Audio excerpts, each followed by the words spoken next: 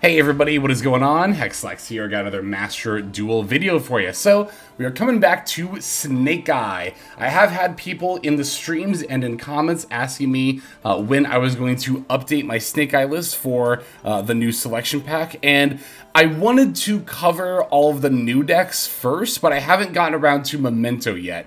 I have learned the combo line, so I know how to play Memento. I just need to actually get in there and play the game. So that should ideally be coming up tomorrow if you're interested in some more of the newer decks. But I did also want to come back to Snake Eye and talk about how the deck has changed since the new selection pack has brought us both the SP Little Knight and the Salamangreat Raging Phoenix. Now, I will say this much.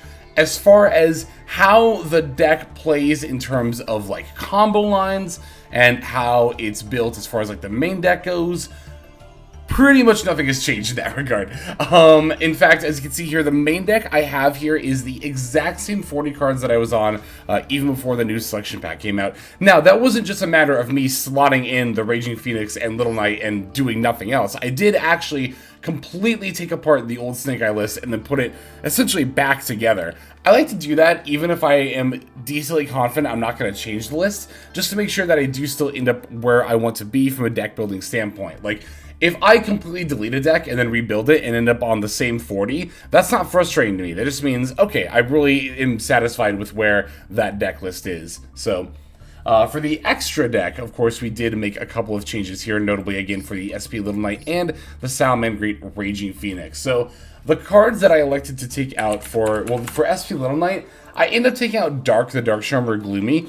I see a lot of people dropping the Underworld Goddess, and I might get to a place where I end up doing the same thing, but I don't know, I can still see like so many situations where the Underworld Goddess is definitely very, very good, not just for like outing towers and stuff against like Purrely, for example, but just the on-board negates and the graveyard negate.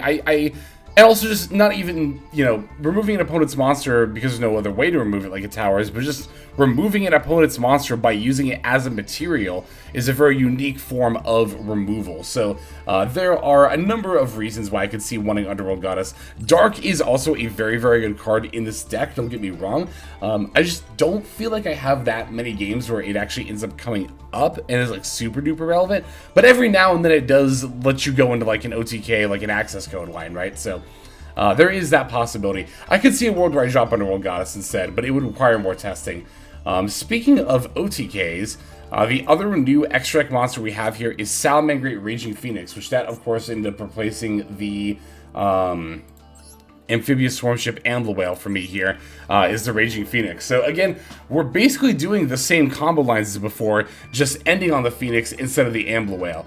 Now, this one is a little bit debatable as to which of these Link 4s is actually better. I don't think either one is inherently like strictly better than the other, because they kind of do different things, right? Like, Ambler Whale is much more useful for a follow-up pop with this effect, right? If a Link 3 or lower monster is destroyed by battle card effect, while it's in the graveyard, you can banish this card, destroy a card in the field. That effect comes up a lot, and that effect has definitely saved me before, like, for sure. The Raging Phoenix activates not when a Link 3 or lower monster is destroyed, but when a fire monster is destroyed. So that is a lot easier to activate. The Raging Phoenix will revive itself and then give itself that monster's attack points. So, there are some situations where having a monster with a lot of attack points could be more important than having just one pop, but there could also be situations where popping a card is more important than just threatening them with a big body. But I think, in my opinion, the main reason to play Raging Phoenix is not just because it is an easier to activate rank 4, but this activation requirement can actually be fulfilled in the Zealantis OTK. And not only that, but Raging Phoenix actually makes the Zealantis OTK easier to pull off, because your fire monster will get destroyed because of the Promethean Princess. That will allow you to bring back Raging Phoenix with that monster's attack. Now, that monster is often going to be Floowandereeze, right? So Raging Phoenix will gain the Floowandereeze's 3k attack and be at 58. And beforehand, you would need to attack directly with Promethean Princess, Zealantis, and Floowandereeze to have enough damage for lethal. Now you can just do the Raging Phoenix alongside either the Zealantis or the Flambridge. I mean, Princess. Sorry. I always call this card Flambridge. You can do, like I said, the Raging Phoenix alongside either Zealantis or the Princess, and then OTK that way, with only 2 direct attacks instead of 3. So, you could still, for example, if your opponent has like 1 random defense mode monster left, that's not going to stop you from OTKing anymore. Which, again, it's not something that comes up like a whole lot, but it does still make the Zealantis OTK easier to do. We are still rocking the access code line as well with Selene. I think that is pretty important. You could, in theory, if you really wanted to, cut Selene access code and then keep in Dark and Ambluale or whatever other extra deck monsters you want to play here. But I think having the access to access code via the Selene especially is still pretty important. So I am still on the Synchros. I have had people ask me, like, you almost never summon the Synchros anymore. Is it really worth it to be playing them? And it is true that it is definitely the minority of games where we actually summon, especially stuff like Formula and Borload, right? That doesn't happen a whole lot. However, the main reason I think I'm still on Synchros is because, any 3 Link monsters I would play in place of these Synchros would probably end up coming up about as often as the Synchros themselves, right? That is to say, they'd be very kind of niche cards that are not useful in like the majority of games. Furthermore, if I'm switching to an all-link build, at that point, it's like you might as well play the Kashira variant. I don't think the Kashira variant is bad, but the thing that I don't like about it is that for the 2 unicorns, the Birth, or the Fenrir and the Birth, as well as the Raitsoth, that's 5 main deck slots, which is a lot. Especially in a deck that wants to be playing as many hand traps as possible. Like, if I was going to put in the Kashira stuff, obviously I'd cut the Jet Synchron. Aside from that, I'd have to start cutting, like, a Veiler, maybe the Triple Tax, and I'm really just not comfortable cutting stuff like that for more gas, right? I want to have that disruption available, so... the other reason to play the Synchros is, again, the Jet Synchron only is like 1 main deck card, and that's all you need to dedicate for this extra deck package. So, I mean, you could, in theory, play an all-link extra deck without the Kashiras, but at that point, it's like, again, the Jet Synchron's 1 card. Why not slot it in and have access to a pretty awesome extra deck package, in my opinion? So, it's not that I think the Synchros are so good that I keep wanting to play them. It's more of a case of, like, I don't know if there's anything better I want to do without gouging my main deck for a bunch of Kashira stuff. Which, again, I don't think the Cash variants are bad. I just like playing more hand traps as opposed to, like, having a unicorn and stuff. But, yeah, so, again, not that much has changed. And as a result, I don't have too much more else to say about the deck list itself. However, the way that games play out as a result of these 2 cards being in the game are going to be different enough. So let's break down the list card by card, and then we'll start looking at some of those duels here. We are on 3 Effect Veiler, 2 Jewel Mockbird, 1 Jet Synchron, 2 Snake Eye Ash, 1 Snake Eye Oak, 2 Snake Eye Poplar, 3 Maxi, 3 Ash Blossom and Joy Spring, 3 Diabel the Black Witch.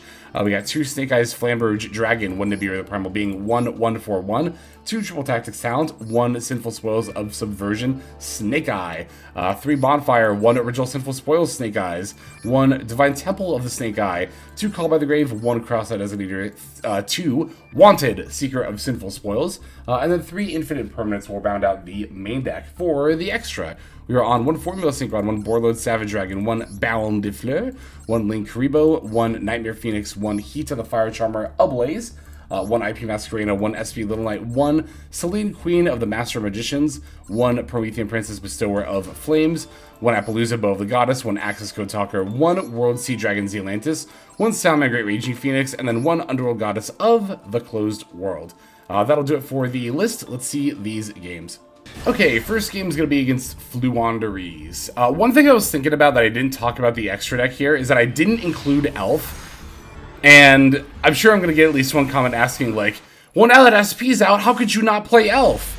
I gotta say, everyone who was, like, doom posting about how broken SP would be with Sprite Elf, I'm a little disappointed right now because I have not seen that interaction really that much at all. But even the times it has come up when I've played against it on ladder, I don't think it's that scary. Like, I don't think it's so bad that Elf has to go. So, I don't know, that's just my personal experience. Maybe that'll change over time. It is still pretty new into the selection pack, so we'll see. Here, as you can see, they had an imperm for the Snake Eye Ash, but we did have the Diabell to follow up. Now, I will say, had our opponent not disrupted us, this would have been a hand where we go for Synchro plays. A lot of the time you go for Synchro lines, it's not that you can't do it, it's that your opponent had disruption and then you had to pivot into the regular board anyway. Which is, I guess, a reason why I say it's kind of niche when the Synchros do actually come up. And in that regard, you can maybe think of the Synchros as a bit win more. Maybe the Link monsters you would play instead of Synchros can, like, offer some utility in other situations. So I can actually understand builds of Snake Eye that don't play the Kashiras, but also don't play Synchros. It's funny, you know, whatever the top meta deck is, everyone always complains that it's like cookie cutter or skillless or whatever, but there's a lot of skill involved with Snake Eye in the deck building phase, I think, because there's a lot of different ways you can play this deck, and not any one of them, I think, is obviously optimal. So, as you can see here, we're ending on the Raging Phoenix instead of the Amble Whale, as I described earlier. I wanted to start off with this game because although it is a fairly typical turn 1 combo line, it does show off not only the Raging Phoenix, but also the SP as well. Gonna summon out that IP Masquerena. Opponent's going to Duster my Poplar and the Field Spell, that's totally fine. Poplar F will simply place the other Floowandereeze into the spell trap. Now here they activate the Floowandereeze and, what is this card called? The Unexplored Winds. And I decided to go into the SP Little Knight actually against this card. Might seem a little bit weird, but two reasons I want to do it, basically for this card's two effects. One, the effect to Tribute Summon does not like start a chain link, so if they just start tributing, I'm not going to have a chance to respond in that regard. Two, I also don't want them to start, like, you know, putting back their Wing Beasts and being able to dig for live gas here. So I'm just going to cut both of those things off right now. I'm going to use Little Knight to banish the, you know, Unexplored Winds. Of course, Floowandereeze also threatens to bring back multiple bodies, and from there, it looks like your opponent is just going to surrender. We do, of course, also have the Little Knight's second effect as well live there to do more banishing if we need to, like if they were to drop a map from hand or something like that, right? I was going to say we also have the Promethean Princess in the graveyard still, but of course Floowandereeze does not ever proc the Promethean Princess because they do not special summon. But yeah, so that was a fairly quick first game. The other ones are going to be a bit more involved than that one was. But again, I wanted to show our first game here of us actually using both of the new cards, right? So I mean, that's a pretty good demonstration of how they come up. Again, not much has changed about how we actually play. We're just doing the Raging Phoenix instead of the Amble Whale, and then a lot of the time, you will make SP over Underworld Goddess. I will say that much. So, again, I want to do more testing and see how much Underworld Goddess comes up. And if it's not a lot at all, maybe we can slot Dark or something else back in. But in any case, classic Snake Eye game right there. Let's see some more, like I said, involved duels here. For our next game, we're up against Ghost Trick Purrely. So let's see how we end up doing here. Looks like we are going first again. This hand is fine, although I will say, I'm going to lead with the Temple here. So normally I don't lead with Divine Temple. I usually prefer to wait and activate this card to see what exact card I need in the spell trap. However, here, I don't want to Diabell and pitch any of the other cards in my hand because they're obviously all really, really good disruption tools. And what I can do is I can use the Temple, set up Poplar, send a Poplar for Diabell, then use Poplar's effect to put itself back in the spell trap, and then set the original send. I could use original send on the Poplar again if I wanted to, and keep Diabell in play, but if I remember correctly, I think I actually send the Diabell here anyway. No, I send the Poplar. Oh, that's right. I sent the Poplar in case I needed to hedge if they had, for example, an Ash Blossom, so I could have normal summoned Ash Blossom here and then synced for the Baron de Fleur, but I opted not to. The reason I opted not to is because if they remove my Diabell, she can resummon herself and then get a search, which will be pretty valuable for me for the follow-up play, right? Especially if it's like Wanted or something. Okay, so here they led with Purrely, normal summon, activate the effect to reveal Sleepy, Street, and Driver, adding the Sleepy and then activating it. And then I Ash Blossomed. So you might be wondering, well, Hex, don't you Ash Blossom my friend? Why did you Ash Blossom the Sleepy memory? The reason is because if they added that Sleepy off of the Purrely, they probably don't have any other live plays in hand, and indeed, they just end up passing right back over to us. So This is a great example of why... Oh, no, we just got wanted anyway, so we didn't even need DML to get removed here. It's pretty good. This is like one of the very many reasons why when people ask me, because another one of the most common things I get asked is, can you make a hand trap guide video? Can you make a video that tells me when to hand trap against every deck? And my answer is no. Not because I don't want to, but because I think that's impossible. For example, here, right, it's pretty easy to say, oh, against Purrely, you should pretty much always Ash Blossom against the My Friend.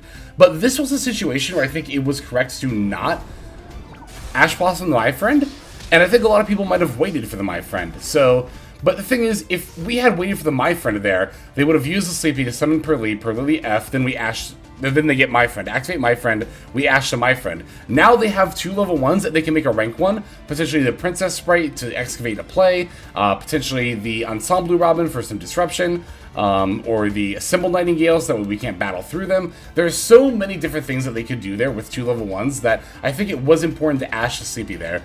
Also, you'll notice they maxied here, and I didn't play into it at all.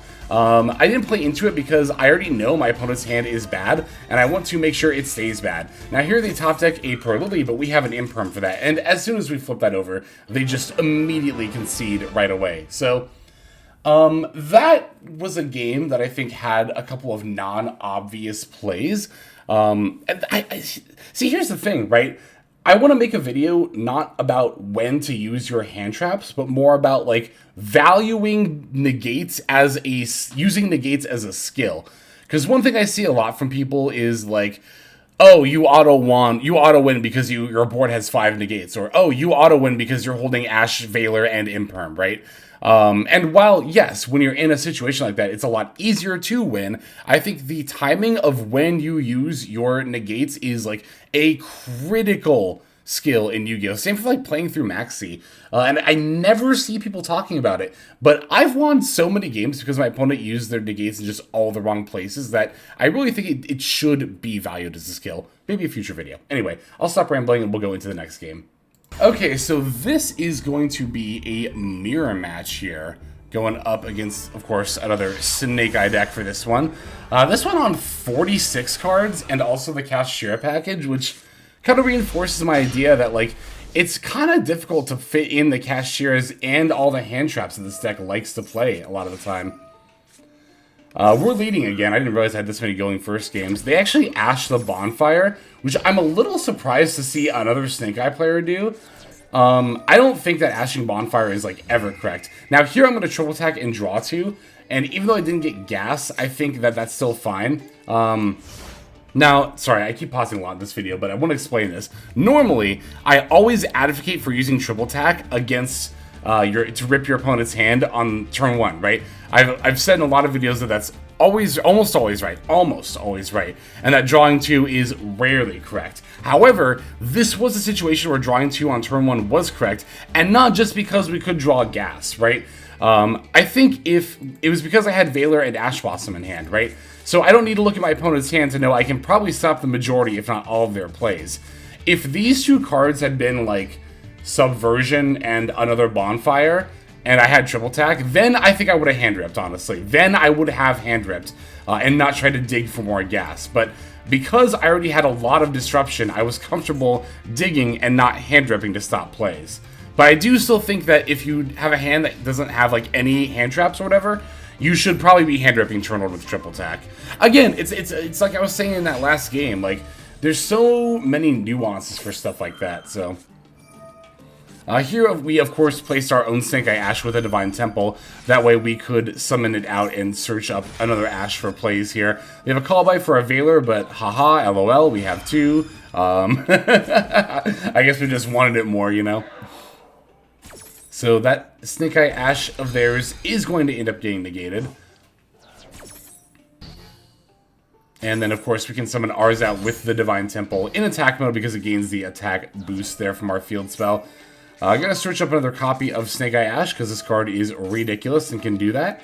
They try to draw 2 with their triple attack, and we're definitely going to Ash Blossom. See, I don't know what the opponent's last 2 cards are, but I feel like here, if you know I searched for Snake Eye Ash, you know I don't have any other plays, and you do know that because I didn't make plays last turn, I think the hand rip for the Snake Eye Ash I just searched probably would have been better. I mean, granted, I top deck Diabel, so probably, if that had been the case, it wouldn't have mattered anyway, but I don't know. It's interesting. To be fair, I would still have the Ash Blossom in hand too, if they did not hand rip, which would make it more likely for me to disrupt follow-up plays. But they didn't know that I had Ash Blossom until they already picked the draw 2 effect, so yeah, I don't know. There was like a number of things you could, a number of arguments you can make in that one. Okay, so we're gonna get into Beerud. And we don't have a Floowandereeze and a Spell Trap, it's just a Poplar. However, it's really not that big of a deal, because we can just link off the Poplar and the token. By the way, I do still have extenders in hand. I have not used either Diabel nor Original Sin. And spoiler alert, I'm not gonna need them to OTK my opponent. I can Hita back their Ash, go for the Promethean Princess F to bring back my Oak. Now I can use Oak's effect, stack itself with the Field Spell to pull out the Floowandereeze. Now we're going to link off Floowandereeze and Princess into the Raging Phoenix, right? And then from here, it's not going to be hard at all to pull off a Zealantis OTK. Because we get to bring back the Oak and the Ash. Like I said, we're linking off Raging Phoenix for the Zealantis. And I think they concede at this point. Yeah, they concede as soon as Zealantis comes out. But basically from there, I mean, you probably know the Snake Eyes Zealantis OTK, right? We would have activated Zealantis, put everything back, Princess would have procced, popping our Oak, and then we would have had lethal. So here's actually a case where, because normally you need to have Princess plus Zealantis plus Floowandereeze exactly to have enough damage to do lethal, but here we didn't have access to Floowandereeze, and that's okay, because Raging Phoenix would have come back, and that would have been enough damage for lethal. That is actually another way in which Raging Phoenix makes the Zealantis OTK a lot easier, is that you don't have to have the Floowandereeze set up. You can do it with basically just access to Zealantis Princess and any fire monster, and then that becomes an OTK line with the Raging Phoenix. So, glad we got to show that off here. I think we have one more game, right? Because we've seen 3. Yes, we have one more game. Let's take a look at that and finish off here. And we're going to go against another Snake Eye Mirror for the final game here. Another opponent who's well over 40 cards to fit in the Cashier package, which again, I don't know. I wonder about that.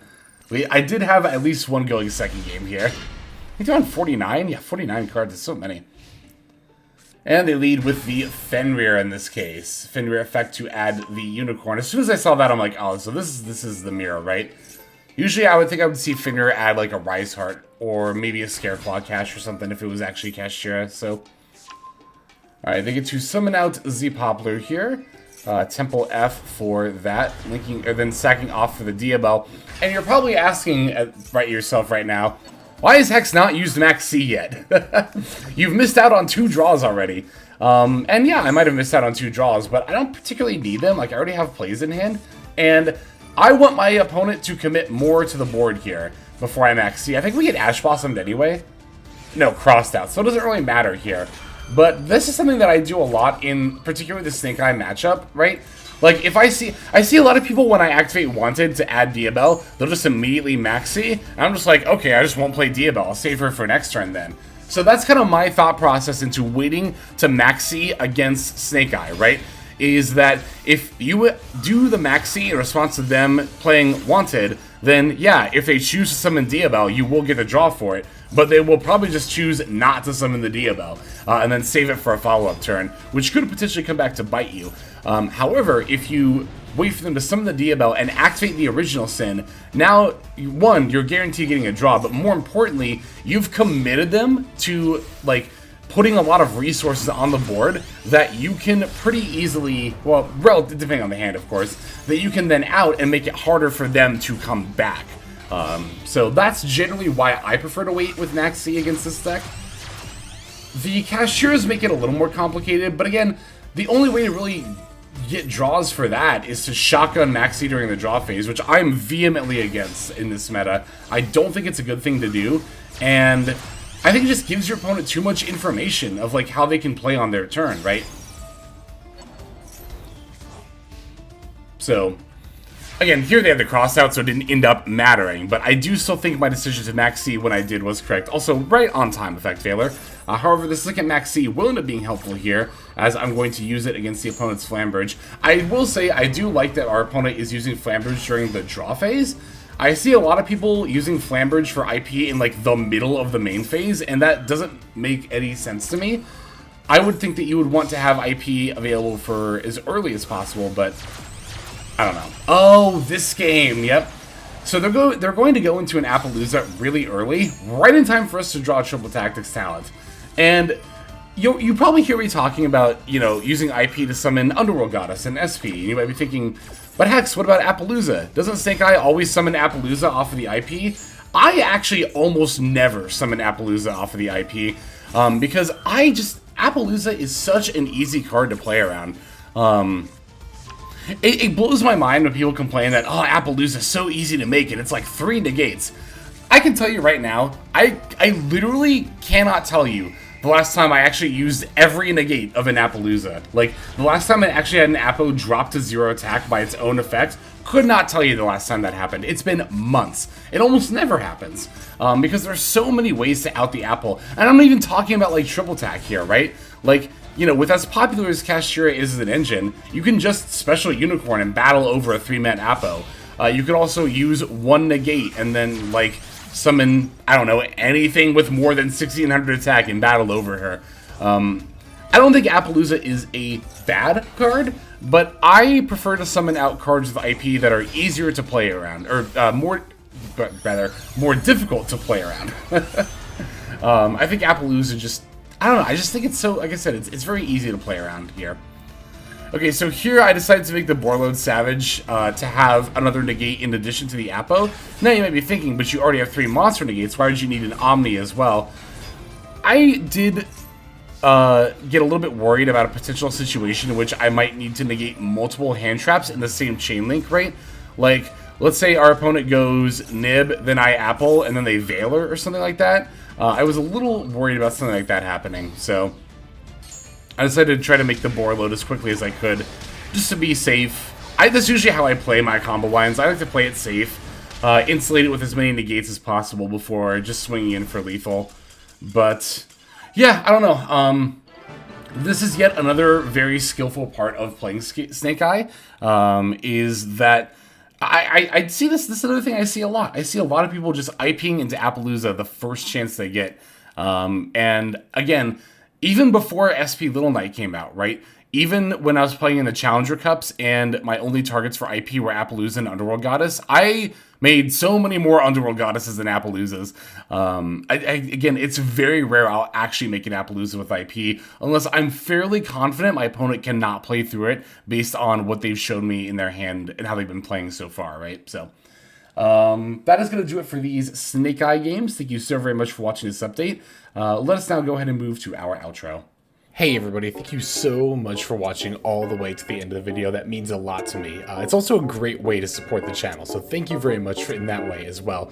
If you're interested in supporting the channel in other ways, like the very special patrons that I am thanking here, you can do so by checking out some of the links in the description. One of those goes to the Patreon, where you can join these fine folk and support the channel that way. I do post daily content over on Patreon, so you do get something for supporting there. And if you're interested, I also have a coaching tier option as well. Details again will be on Patreon in the link below. Also in the description linked below is my Twitch page where I stream a few times a week. You can go ahead and check that out, follow or subscribe over there if you ever want to catch me live. You'll also find my second YouTube channel if you feel like subscribing over there to watch some of the Twitch VODs as well as some additional non-Yu-Gi-Oh related content that I make over there. Again, any of those links you want to check out is all a great way of supporting. But again, even if you don't do that, just watching was also a fantastic way to support. And once again, I have to thank you so very much. But in any case, this is Hexlex. I'm going to be signing out, and I'm hoping you have a fantastic day.